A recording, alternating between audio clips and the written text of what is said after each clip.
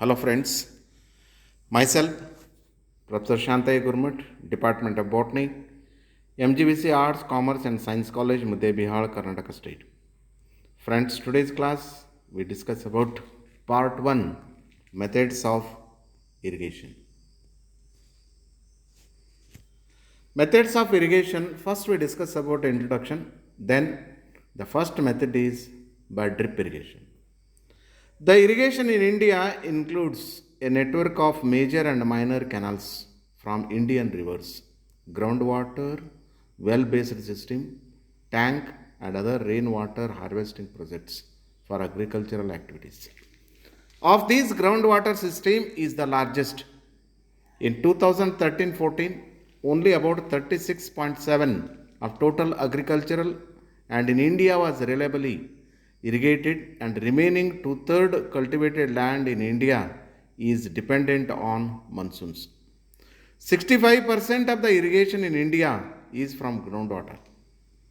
Currently, about 51% of agricultural area, cultivated food grains, is covered by irrigation.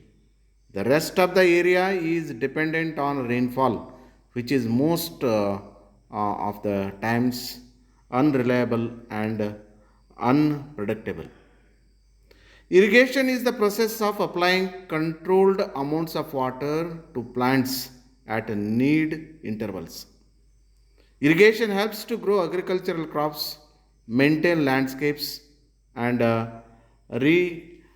irrigate distributed soils in dry areas and during periods of less than average rainfall. Irrigation also has other uses in crop production, including first protection, suppressing weed growth in grain fields, and preventing soil consolidation. In contrast, agriculture that relies only on direct rainfall is referred to as an rainfed. Irrigation systems are also used for cooling livestock, dust separation, disposal of sewage, and in mining. Irrigation is often studied together with drainage, which is the removal of surface and subsurface water from the given area. Then we discuss about the methods of irrigation. Here there are four important methods of irrigation. The first one is a drip or trickle irrigation. Second one is sprinkler irrigation. Third one is surface irrigation. Last one is subsurface irrigation. Today's class, first we discuss about the drip irrigation.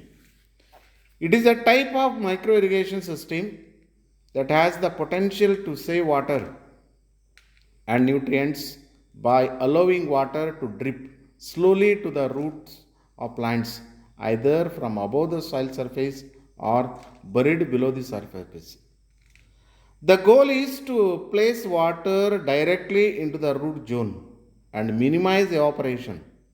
Drip irrigation system distribute water through a network of valves, pipes, tubing, and emitters. Depending on how well designed, installed, maintained, and operated it is, a drip irrigation system can be more efficient than other types of irrigation system, such as surface irrigation or sprinkler irrigation. Components used in drip irrigation, the first one is pump or pressurized source. Second one is water filter or filtration. Third one is backwash controller. Fourth one is pressure control valve or pressure regulator. Fifth one is distribution lines. Sixth one is hand operated electronic or hydraulic control valves and safety valves. Seventh one is smaller diameter polythene tube. Eighth one is poly fittings and accessories. Last one is emitting devices at plants, emitters or drippers, micro spray head, inline dripper or inline drip tube. Next we discuss about advantages of drip irrigation. The first point is fertilizer and nutrient loss is minimized due to a localized application. and reduced leaching. Water application efficiently is high if managed correctly. Field leveling is not necessary. Field with irregular shapes are easily accommodated. Recycled non potable water can be safely used. Moisture within the root zone can be maintained at field capacity. Soil erosion is lessened. Weed growth is lessened. Water distribution is highly uniform, controlled by the output of each nozzle. Labor cost is less than other irrigation methods. Variation in supply can be regulating the valves and drippers. Usually operated at a lower pressure than other types of pressurized irrigation, reducing energy costs. The lastly we discuss about the disadvantages of drip irrigation. The first one is initial cost can be more than overhead systems. The sun can affect the tubes used for drip irrigation, shortening their lifespan. Next point, the risks of degrading plastic affecting the soil content and food crops. If the water is not properly filtered and the equipment not properly maintained, it can result in clogging. Last point, drip tape causes extra cleanup cost after harvest.